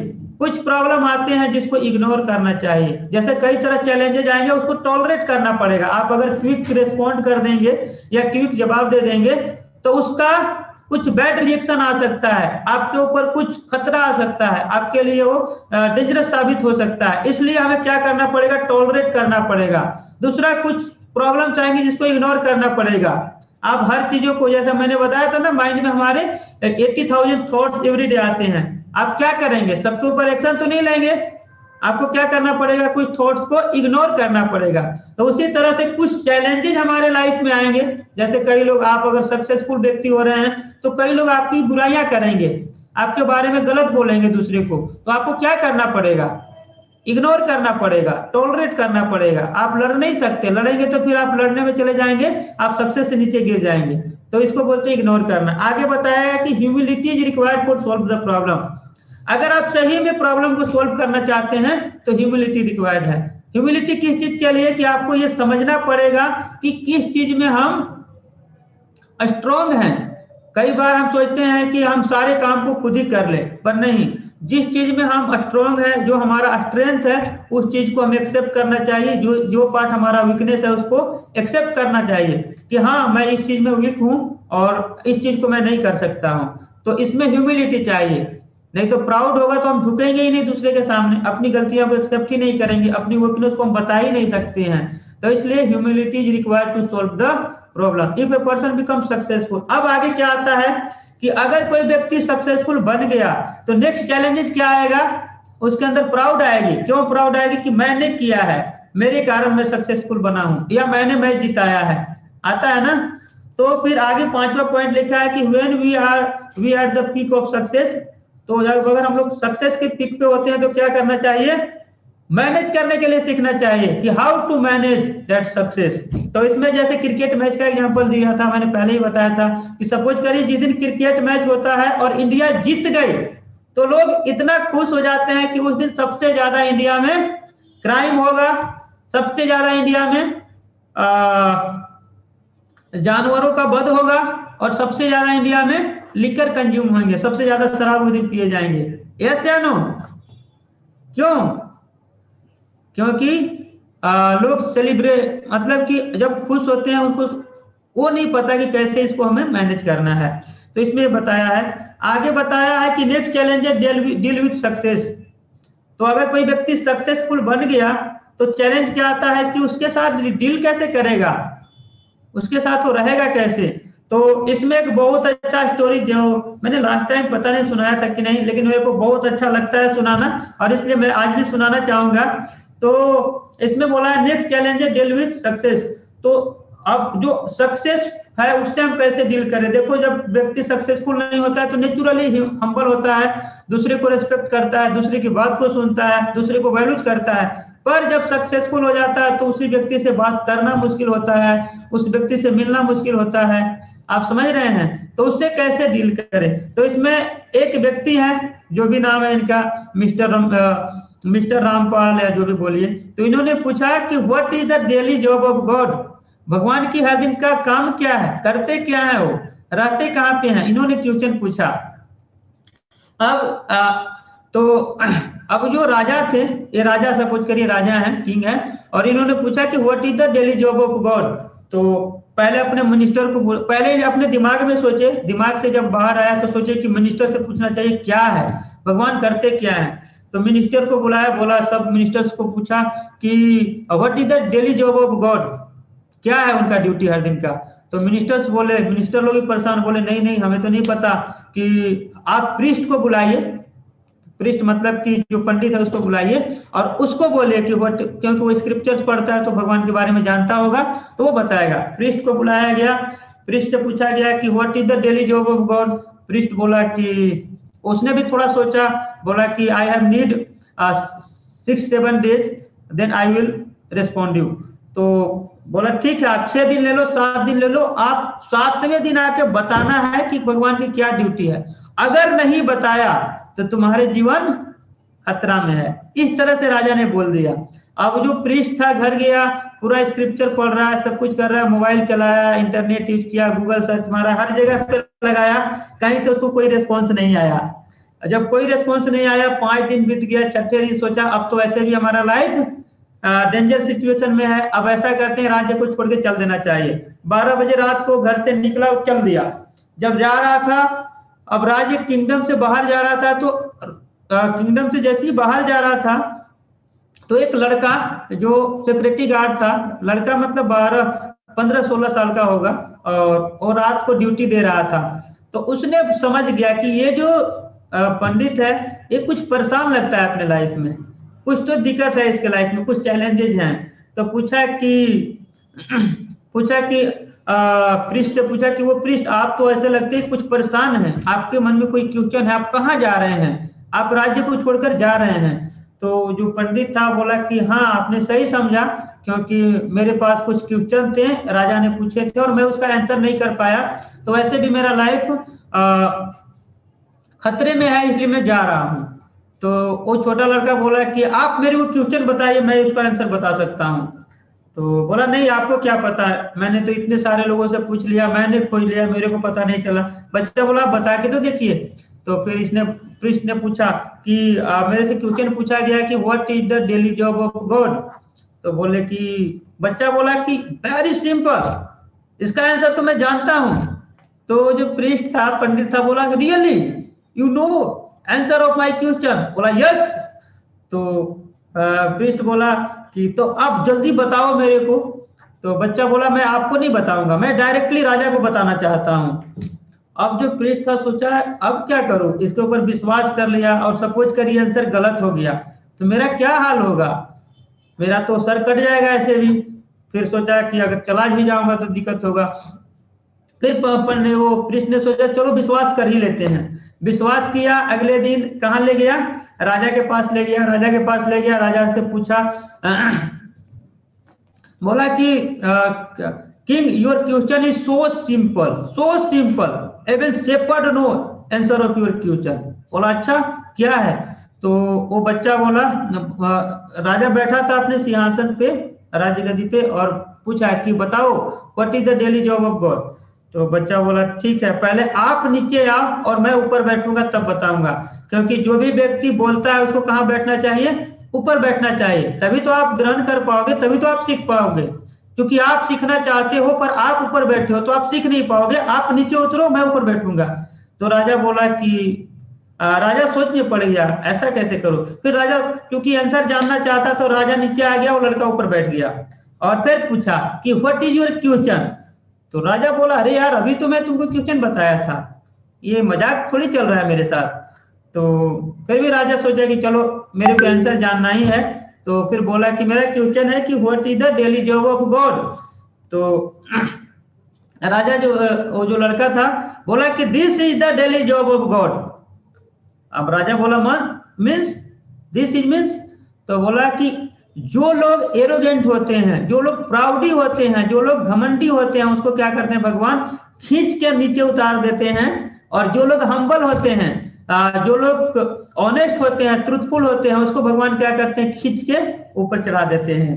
तो आप जैसे लोग घमंडी लोगों को, आप जैसे मतलब कि जो लोग अगर सक्सेस मिला और अगर आप प्राउडी बन रहे हैं, अगर आप सही से बिहेव नहीं कर रहे हैं, एरोगेंट बन रहे हैं, तो भगवान क्या करेंगे उस सक्सेस को छीन लेंगे और छीन को कहाँ कर आपको क्या करेंगे नीचे गिरा देंगे। और जो व्यक्ति हम्बल है, मीक है, अच्छा है, उसको क्या करेंगे भगवान धीरे धीरे धीरे करके एक धनी बना देंगे, एक अच्छा बना देंगे। तो इसमें सक्सेस से मैं ये बताना चाहता था कि हमें हमेशा क्या बना रहना चाहिए, हम्बल बना रहना चाहिए। यस या नो? यस। आप बताइए, चैट बॉक्स में लिखिए। यस। हरि बोल। वेरी नाइस, सब लोगों ने लिखा है yes yes yes yes, definitely, very nice. तो हमें क्या करना है, हम्बल बनना है। अगर आप बनेंगे तो सही में उस सक्सेस को मैनेज कर पाएंगे। अगर आप नहीं बनते हैं तो सक्सेस को मैनेज कर पाना हमारे लिए मुश्किल होगा। Very nice. तो अब तो ये था कि सक्सेस से हमें कैसे डील करना चाहिए, पर अगर चैलेंजेज आया, चैलेंजेज में कई बार हमें फेलियर भी मिलेंगे। यस या नो? फेलियर मिलेंगे ना? जब फेलियर मिलेंगे उस समय हमें कैसे मैनेज करना चाहिए। तो इसमें बहुत अच्छा स्टोरी है, आप लोग सुनना चाहेंगे? तो एक बार अर्जुन को किसी कारण से भगवान ने बोला आप स्वर्ग जाओ, और अर्जुन स्वर्ग गए। और स्वर्ग गए तो वहां पे इंद्र जो थे वो वहां पे अप्सराओं का नृत्य देख रहे थे, और अर्जुन पहुंचे वहां पे। और पहुंचते ही वहां पे उर्वशी थी, तो उर्वशी को बहुत ध्यान से अर्जुन देख रहे थे। तो जब इंद्र के पास मिल लिए अर्जुन, और मिलने के बाद ऐसा लगा इंद्रदेव को कि अर्जुन जो है थोड़ा इंटरेस्टेड है किसमें, उर्वशी में। तो उन्होंने उर्वशी को भेज दिया और बोला कि जाओ आप अर्जुन की इच्छाओं को पूरा करो। तो उर्वशी आई अर्जुन के पास और बोली कि I want to enjoy with you. तो अर्जुन बोला कि no, you are like my mother, so we can not enjoy each other. तो बोला कि उर्वशी जो थी बहुत गुस्से हुई, इतना गुस्सा हुई, बोली कि तुमको क्या बन जाना चाहिए, योनक, नपुंसक बन जाना चाहिए, और जाओ 1 साल के लिए तुम नपुंसक बन जाओगे। अर्जुन जो है कुछ नहीं बोले। अर्जुन क्यों, अब ये भी क्वेश्चन हो सकता है ना कि अर्जुन क्यों, आखिर क्या था कि वो उर्वशी को देख रहे थे। तो एक्चुअली उर्वशी के बारे में ये सोच रहे थे अर्जुन की, देखो आज के हमारे मतलब बहुत पहले हमारे जो एंसिस्टर हैं, एंसेस्टर मतलब कि पूर्वज, काफी पुराने 10, 15, 50 पीढ़ी पुराने, उनके पूर्वज में एक हुए थे राजा जिनका नाम था पुरेरवा, और उनकी वाइफ कौन बनी थी 1 साल के लिए, उर्वशी बनी थी। अब सोचो 10,000 साल पहले उनके जो एंसेस्टर थे उन्होंने शरीर छोड़ा। हेलो, नमस्ते रंजन जी। तो 10,000 सालों में भी मेरा पॉइंट था, अर्जुन ये सोच रहे थे कि 10,000 सालों में भी जो उर्वशी है अभी इनका बॉडी में कोई चेंजेस नहीं आया है। तो वो इस बात को सोच रहे थे कि स्वर्ग में लोगों का बॉडी चेंज नहीं होता, ये चीज वो मेडिटेट कर रहे थे। तो अब जब उनको श्राप दे दिया उर्वशी ने, तो श्राप को अर्जुन ने कैसे यूज किया, जब वनवास, जब अज्ञातवास मिला था तो क्या बने थे, बृहन अल्लाह। तो देखो ऑल दो श्राप था, उसको भी उन्होंने क्या कैसे यूज किया, गुण के रूप में यूज किया।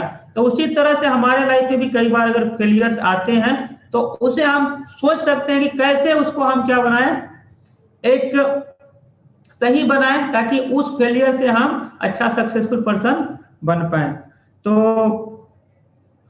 इसमें एक स्टोरी और है, जैसे कृष्णा बलराम की, कि एक बार कृष्णा और बलराम कहाँ जा रहे थे, खेलने के लिए जंगलों में जा रहे थे। और जंगलों में जा रहे थे तो थोड़ा रात हो गया। तो रात में कृष्णा ने बोला, कृष्णा बलराम ने बात किया कि देखो अगर मैं सोऊंगा तो तुम जगना, ताकि कोई आके हम दोनों को परेशान नहीं करे, और अगर तुम सोओगे तो मैं जगूंगा, बारी बारी से हम क्या करेंगे, एक दूसरे को गार्डिंग करेंगे। तो बोला ठीक है। तो पहले कृष्णा सो गए, बलराम जी क्या कर रहे थे, गार्डिंग कर रहे थे। तो एक बहुत बड़ा डीमन आया और बहुत जोर से चिल्लाया, चिचिहाड़ मारा। तो बलराम जी डर गए, बोले व्हाट यू वांट।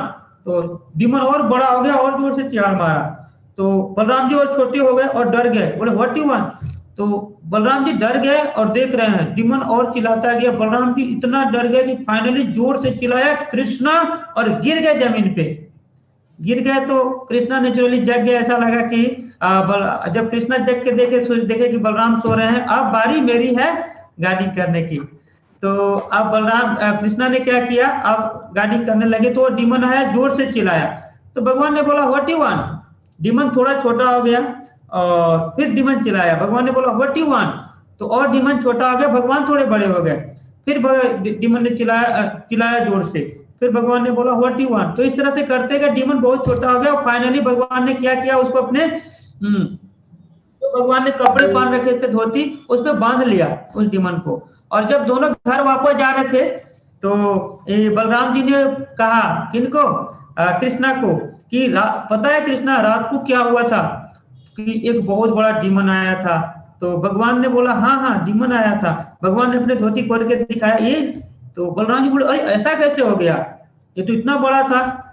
तो इस स्टोरी से ये बताना चाहता था मैं कि देखो हमारे लाइफ में चैलेंजेस आएंगे, अगर चैलेंजेस को हम बार बार फाइट करते हैं, बार बार पूछते हैं, बार बार उसको झेलते हैं, तो धीरे धीरे वो चैलेंजेस क्या हो जाएंगे, छोटे हो जाएंगे, प्रॉब्लम छोटे हो जाएंगे, और वही चैलेंजेस फिर हमको बहुत छोटा नेग्लिजिबल दिखने लग जाएंगे। कब, जब बार बार हम करने का प्रयास करेंगे तब। लेकिन अगर सपोज करिए हम चैलेंजेस आया और उसको छोड़ के चल दिए, तो वही चैलेंजेस क्या हो जाएगा, बड़ा होता चला जाएगा, बड़ा होता चला जाएगा, और और एक दिन ऐसा आएगा कि आपको पूरी तरह से विश्वास हो जाएगा कि मैं इस काम को नहीं कर पाऊंगा। आज लोग ज्यादातर सक्सेसफुल नहीं होने का कारण क्या है? क्योंकि बचपन से ही 12-13 साल तक होते होते वो अपने लाइफ में चुन लेते हैं 1,40,000 साल या कुछ इतने कुछ ऐसा डेटा दिया था कि वो चुन लेते हैं कि आप नहीं कर पाओगे, आप नहीं कर पाओगे, आप नहीं कर पाओगे। तो उस व्यक्ति के माइंड में बन जाता है मैं सही में नहीं कर पाऊंगा।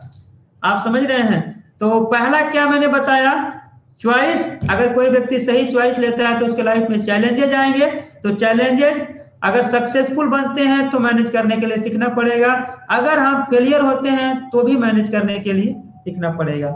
तो इसमें एक स्टोरी था, मैं वैसे टाइम हो गया है, मैं थोड़ा देर और लूंगा और फिर इसको फिनिश करेंगे। तो चैलेंजेस, अब मान लीजिए हम चैलेंजेस आए, चैलेंजेस को फाइट करने के लिए थर्ड जो क्वालिटी चाहिए वो क्या चाहिए? कमिटमेंट।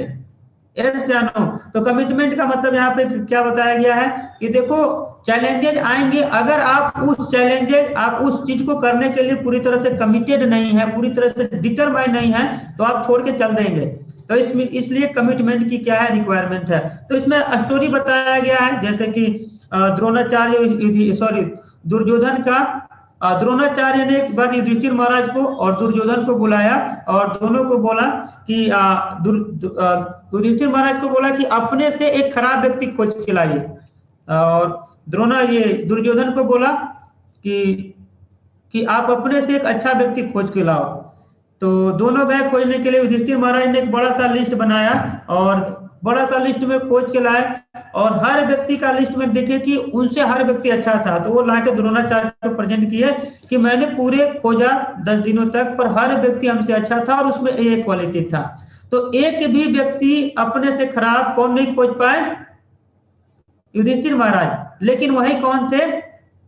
दुर्योधन। तो दुर्योधन ने क्या किया? हर किसी का एक एक डिमेरिट लेके लाए थे, बोले कि इसमें भी डिमेरिट है, इसमें भी डिमेरिट है। तो धीरे धीरे करके सबका लंबा लिस्ट बनाया और बताया कि किस तरह से दूसरे में। तो मैं ये बता रहा था कि देखो जो व्यक्ति, ये सारा डिपेंड करता है कि हम किस तरह से लोगों को देख रहे हैं। तो जो व्यक्ति जिसके अंदर कंप्लीसिटी है, जिसके अंदर कुछ कमी है, वो दूसरे को हमेशा कैसा देखेगा? कमी की भाव से ही देखेगा। दूसरे में हमेशा क्या देखेगा? फॉल्ट ही देखेगा, जैसे दुर्योधन देख रहा था। और जिसमें अगर अच्छे क्वालिटीज हैं वो दूसरे में हमेशा क्या देखेगा? अच्छी क्वालिटीज ही देखेगा। तो इसमें एक स्टोरी था कि एक बार एक गांव में एक व्यक्ति आया घूमने के लिए। गांव में मतलब कि बाहर से आया, और वो पूछा कि इस गांव में कैसे लोग रहते हैं। तो एक बूढ़ा व्यक्ति था, बूढ़ा व्यक्ति ने बोला कि इस गांव में कैसे, उसने भी पूछा बूढ़ा व्यक्ति ने कि आप जिस गांव से आए हो उस गांव में कैसे लोग रहते हैं। तो उसने बूढ़ा व्यक्ति ने बोला कि वो व्यक्ति ने बोला, ट्रेवलर ने, कि देखो मैं जिस गांव से आया हूँ वहां जो लोग हैं बहुत ही एरोगेंट लोग हैं और बहुत ही खराब किस्म के लोग हैं, मतलब बिल्कुल रहने लायक लोग नहीं है। तो ये बूढ़ा व्यक्ति ने बोला सेम इसी तरह के लोग यहाँ भी रहते हैं। तो वो व्यक्ति चला गया, ट्रेवलर। दूसरा व्यक्ति आया, तो दूसरा व्यक्ति ने पूछा कि इस गांव में जो लोग रहते हैं वो कैसे लोग हैं, अच्छे लोग हैं खराब लोग हैं। तो बूढ़ा व्यक्ति ने पूछा कि आप जिस गांव से आ रहे हो वहां कैसे लोग रहते हैं। तो बोला मेरे गांव में जो लोग थे वो बहुत हम्बल थे, बहुत ऑनेस्ट थे, बहुत ट्रूथफुल थे, बहुत हेल्पिंग नेचर के लोग थे, पर मेरे साथ कुछ ऐसा सिचुएशन हो गया कि मेरे को अपना गांव छोड़ना पड़ा। तो मैं चाहता हूं कि इस गांव में शिफ्ट हो जाऊं, यहाँ पे लोग कैसे रहते हैं। बूढ़ा व्यक्ति ने बोला कि इसी तरह के same kind of people live in this village also. तो बोले कि तो ऐसा क्यों? बूढ़ा व्यक्ति ने दोनों को, देखो एक ही व्यक्ति था, दो व्यक्ति को दो तरह से रिप्लाई क्यों दिया? क्योंकि देखो जो खराब व्यक्ति है अगर खराब अच्छा जगह से भी आ रहा है, अगर अच्छे लोगों को भी देखेगा तो क्या देखेगा? उसमें फॉल्ट देखेगा। इसलिए बूढ़ा व्यक्ति ने इस तरह से रिप्लाई किया। जो अच्छा व्यक्ति है, अच्छे जगह से आ रहा है, अगर यहाँ भी आएगा तो दूसरे में क्या देखेगा? अच्छी चीजों को देखेगा। तो इसमें मैं एक स्टोरी सुनाया जाता था कि हमें अपने लाइफ को क्या कैसे देखना चाहिए। तो मैं इसको स्किप कर रहा हूं। आगे जो हमने थर्ड क्वालिटी डिस्कस किया कमिटमेंट, फोर्थ क्या है? कनेक्शन। कि अगर कोई भी व्यक्ति अपने लाइफ में सक्सेसफुल होना चाहता है तो पहला क्या था? चॉइस। अच्छा चॉइस लेना पड़ेगा, उसको चूज करना पड़ेगा। सेकेंड क्या था? चैलेंजेस उसके लाइफ में आएंगे, उसको फाइट करना पड़ेगा। उसके बाद कमिटमेंट। फोर्थ क्या है? कनेक्शन। कि अगर आप सक्सेसफुल होना चाहते हैं कहीं भी, तो आपके नीचे जो लोग हो या आपके साथ जो रहते हैं उनके साथ हमारा कनेक्टिविटी कैसा होना चाहिए, बहुत अच्छा होना चाहिए, या कोई अच्छा व्यक्ति हो जो हमें क्या करे, गाइड करे। जैसे इसमें बताया गया है कि दुर्योधन को जब भी कोई प्रॉब्लम होता था तो कहाँ जाता था, शकुनी के पास, पर कृष्णा को जब अर्जुन को कोई प्रॉब्लम होता था तो किसके पास जाता था, भगवान कृष्ण के पास जाता था। आप समझ रहे हैं। तो अब भगवान कृष्ण के पास जब जाता था तो भगवान उसके सारे प्रॉब्लम को बहुत सही से सही समय पर उसको सॉल्व कर देते थे। तो जैसे एक बार ऐसा हुआ कि युधिष्ठिर महाराज युद्ध करने के लिए गए, और युद्ध करने के लिए जब युधिष्ठिर महाराज गए तो कर्ण ने उनको बहुत बुरी तरह से हराया। ऐसा हराया, युधिष्ठिर महाराज बहुत ज्यादा फ्रस्ट्रेटेड हो गए, बहुत ज्यादा निराश हो गए और रिटर्न आ गए और बहुत ज्यादा गुस्से में थे। और उस समय अर्जुन को पता चला, अर्जुन समझ गए कि हमारे जो बड़े भाई हैं वो बहुत नाराज हैं। तो देखने के लिए आए कि युधिष्ठिर कैसे हैं, अभी सॉरी युधिष्ठिर कैसे हैं। तो जब आए तो युधिष्ठिर महाराज ने पूछा कि आपने कर्ण का वध कर दिया है। तो अर्जुन ने बोला नहीं। तो युधिष्ठिर महाराज बहुत गुस्से हुए, बोले कि तुम्हें अधिकार होना चाहिए, तुम्हें अपने गांडीव फेंक देना चाहिए, तुम पे ऐसा हमें विश्वास नहीं किया था, तुम्हें कलंक का भी तुमने दाग लगाया है, कुल का भी। मैं नहीं सोच रहा था कि तुम इतना नालायक निकलोगे। इस तरह से बोल दिया युधिष्ठिर महाराज ने। तो जैसे ही सुना अर्जुन ने कि गांडीव फेंक देना चाहिए, तो उसने बाव ले रखा था कि अगर जो भी बोल देगा गांडीव फेंक देना चाहिए उसको मार दूंगा। अब अर्जुन जो है युधिष्ठिर महाराज को मारने के लिए खींच लिया गांडीव। जैसे युधिष्ठिर महाराज को खींच लिया मारने के लिए गांडीव, तो अब भगवान उधर देख रहे थे। कृष्णा ने देखा, अरे अभी तो अर्जुन पूछने के लिए आया था कि युधिष्ठिर महाराज कैसे, अब मारने क्यों लगा।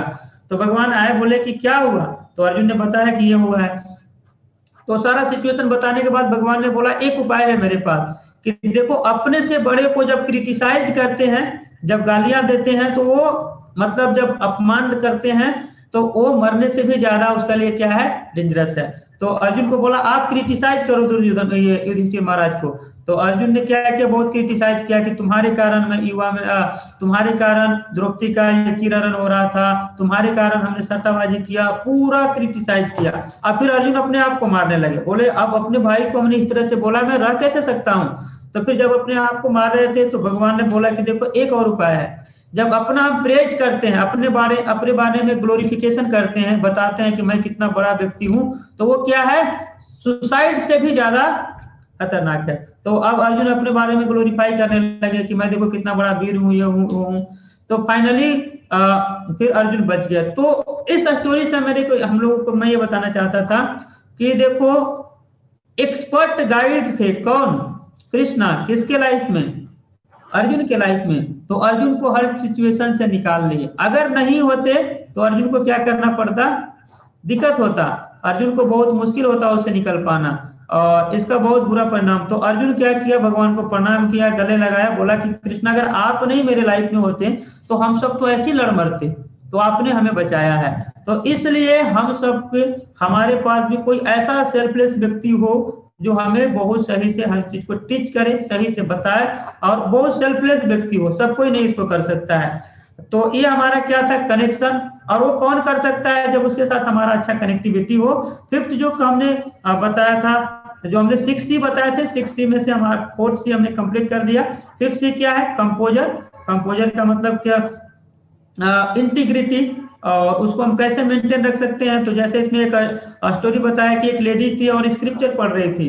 तो स्क्रिप्चर से जब पढ़ रही थी तो उसने एक पढ़ा स्क्रिप्चर में कि जो सिल्वर स्मिथ होता है, तो जो सिल्वर स्मिथ का मतलब है कि जैसे जहाँ पे प्लांट लगे होते हैं वहां पे जैसे जो गोल्ड के कुछ सामान बनाए जाते हैं, कुछ बनाए जाते हैं, तो वो फर्नेस में, मतलब कोई जो व्यक्ति सिल्वर स्मिथ है वो फर्नेस में गोल्ड को, जो गोल्ड रोड होता है उसको डालता है और देखते रहता है और एग्जैक्ट समय पे निकालता है। तो जब लेडीज पढ़ी, सोची कि देखते क्यों रहता है, छोड़ क्यों नहीं देता है, थोड़ा देर चला क्यों नहीं जाता है। तो एक दिन वो इंडस्ट्री चली गई और देखा कि सेम वही काम वो सिल्वर स्मिथ कर रही है।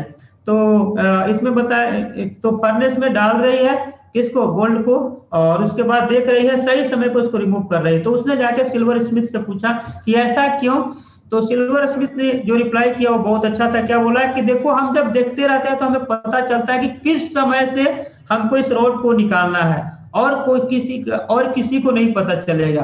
तो उसी तरह से इस स्टोरी में बताया गया है कि लाइफ क्या है। लाइफ को फन्ने से कंपेयर किया गया है, मेटल को प्रॉब्लम से कंपेयर किया गया है, सिल्वर स्मिथ को गॉड से कंपेयर किया गया है। तो लाइफ में हमारे कई सारे क्या है चैलेंजेज आते हैं, प्रॉब्लम आते हैं, जिसको मेटल बोलते हैं। और उस मेटल को कब रिमूव करना चाहिए, कैसे रिमूव करना चाहिए, उसको कौन देखते रहता है? भगवान देखते रहते हैं, और भगवान हमें बुद्धि देते हैं, तो हम उसको रिमूव कर सकते हैं। तो ये बताया गया है। और लास्ट जो है वो सर्टेनिटी। अगर आप 5C को सही से अप्लाई करते हैं तो गारंटी है आपको सक्सेसफुल मिलेगा। तो मैं ये बताना चाहता था। Thank you. अगर इसमें किसी का कोई क्वेश्चन हो तो आप पूछ सकते हैं। और इससे पहले आप गौतम को कुछ बताना चाहते हैं ये नेक्स्ट सेमिनार के बारे में?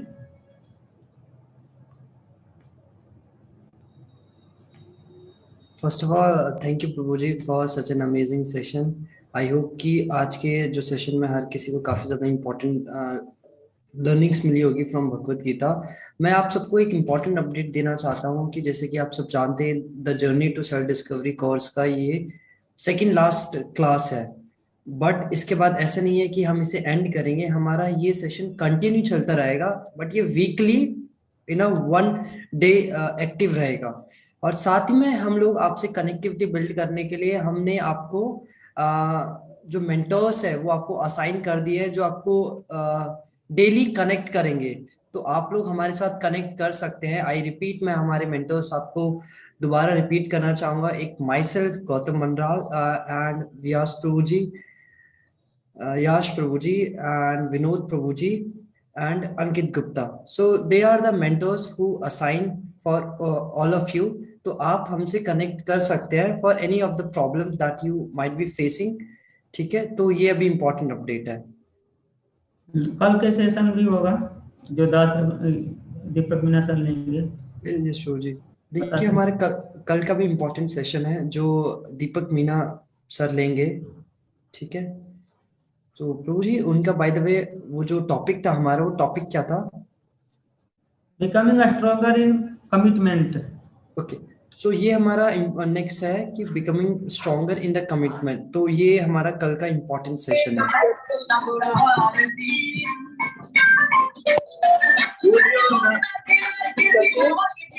ठीक है, तो अगर if you have any questions तो आप पूछ सकते हैं प्रभु जी से। Very nice. यस प्रभु जी। ठीक है ना, आपके अगर कोई क्वेश्चन है तो पूछ सकते हैं। यस प्रभु जी। तो अभी जो हम लोग नेक्स्ट करने वाले हैं कोर्स जिसका नाम उसका present. Sorry to interrupt you, there is one person from Rahul Singh who is asking some questions. हाँ जी राहुल जी, आप पूछ सकते हैं सवाल प्रभु जी से। आपने भी जो स्टोरी सुनाई थी विलेज वाले, जिसमें विलेज से कोई दूसरे गांव से आकर रहता है, उसका मॉरल ऑफ द स्टोरी क्या था? वो थोड़ा सा मैं लास्ट में समझ नहीं पाया। एक बार प्लीज। कौन सा प्रभु जी? वो विलेज वाली स्टोरी आपने बताई थी अभी थोड़ी कुछ समय पहले, तो उनका वो मोरल समझना चाहते हैं। मोरल ये था विलेज वाला में कि मतलब देखो वो जो एक ओल्ड व्यक्ति बैठा हुआ था, किसी गांव से कोई व्यक्ति आया और वहां पे रुकना चाहता था उस गांव में। तो उससे इसीलिए पहले वो ओल्ड व्यक्ति ने पहले ये पूछा कि आप जहाँ से आ रहे हैं वहाँ कैसे लोग रहते हैं। तो उसने बताया वहाँ खराब लोग रहते हैं। तो जो बुरा व्यक्ति था उसको समझ आ गया, देखो जहाँ से आ रहा है वहाँ हर किसी में कमी देखता है। तो वहां जब उस गांव में नहीं रुक पाया तो यहाँ भी आएगा तो दूसरे में क्या देखेगा? फॉल्ट देखेगा। तो उस बुरा व्यक्ति को समझ आ गया कि इस व्यक्ति में कोई कमी है, इस व्यक्ति में कोई फॉल्ट है, ये कहीं भी रहेगा तो ठीक से नहीं रहेगा, कहीं भी आएगा तो प्रॉब्लम क्रिएट करेगा। तो इससे पहले इस गांव में आके प्रॉब्लम क्रिएट करे, दूसरे के सोसाइटी में आके प्रॉब्लम क्रिएट करे, इससे पहले कि इसको बोल दे कि यहाँ पे स्टे करे ही नहीं। आप समझ रहे हैं? तो मोरल एक था कि अगर हमारे अंदर अच्छे क्वालिटीज हैं तो हम दूसरे में क्या देखेंगे? अच्छी चीजों को देख सकते हैं। अगर हमारे अंदर अच्छी क्वालिटी नहीं है, अगर गंदी क्वालिटी है तो दूसरे में भी हम क्या देखेंगे? गंदी क्वालिटी को ही देखेंगे। ठीक है। So anything else Rahul ji? तो जी मेरा भी एक सवाल था कि आजकल के टाइम पे बहुत सारे अभी तो इस काल में हम लोगों को राइट मेंटर्स नहीं मिल पाते, राइट डायरेक्शन नहीं मिल पाती, राइट पर्पस नहीं हो पाता कि कोई हमें गाइड करे। तो इस चीज का क्या हम सॉल्यूशन कर सकते हैं? अ, देखो, वैसे तो मुश्किल ही है राइट मेंटर और ये सब लेना, पर पॉइंट ये है कि आप कोई ऐसे व्यक्ति को हमें सेलेक्ट करना चाहिए जो हमारे लाइफ में, वो अपने लाइफ में बहुत सेल्फलेस हो, जो जेन्युइन हेल्प करना चाहते हो। तो देखो, वही व्यक्ति दूसरे को हेल्प करेगा जो सेल्फलेस हो। तो इस तरह का ऑर्गेनाइजेशन जो मेंटरशिप का है, वो केवल और केवल इस्कॉन ही देती है। और देखो, इस्कॉन में हजारों लोग आते हैं, जैसे हमारा टेम्पल है, तो कम से कम 2000 यूथ यहाँ से कनेक्टेड हैं, रेगुलर आते हैं, विजिट करते हैं, और वो कनेक्टेड है, उनके हर किसी के साथ मेंटरशिप का है, और हर लोग बात करते हैं, वो अपने लाइफ में इंकरेज है। क्यों? क्योंकि वो एक सही व्यक्ति है। उनको जो मेंटर्स दिए गए हैं, उनका कोई सेल्फ मोटिव नहीं है, उनका कोई पर्सनल एजेंडा नहीं है, तो वो दूसरे को सही डायरेक्शन में गाइड करते हैं। लेकिन जैसे अगर बाहर में जो लोग हैं पैसे लेते हैं मेंटरशिप का, तो उनकी कुछ सेल्फ एजेंडा होते हैं। आप जब तक पैसे देंगे तब तक आपको गाइड करेंगे, पैसे नहीं देंगे गाइड नहीं करेंगे। तो इसलिए हमें एक सेल्फलेस व्यक्ति को सिलेक्ट करना चाहिए। तो देखो, भगवान ने हर किसी को क्या दिया है? बुद्धि दिया है। तो आप अपना बुद्धि का यूज कर सकते हैं, अपना इंटेलिजेंस का यूज कर सकते हैं। अगर आपको अच्छा लगे तो आप, जैसे इस्कॉन है, ऐसे जगहों पे हमें गाइडेंस लेनी चाहिए। इतनी जैसे इस्कॉन यूथ फोरम ने आपको क्या दिया है, एक अपॉर्चुनिटी दिया है, तो आप यहाँ पे ले सकते हैं। आप समझ रहे हैं? और अपने इंडस्ट्रीज के एक्सपर्ट से भी पूछ सकते हैं। जैसे हमारे यहाँ पे भी कितने सारे एक्सपर्ट हैं अलग अलग इंडस्ट्रीज का, तो जो व्यक्ति जैसा चाहता है उसको उस तरह के मेंटर दे दिए जाते हैं। यस प्रभु जी। प्रभु जी, एक और सवाल था श्रेयांश तिवारी जी का, कि लाइफ में कमिटमेंट कैसे लाए? अच्छे लोगों का संग लेकर, जो लोग अपने लाइफ में कमिटेड हैं, उसका संग लेकर।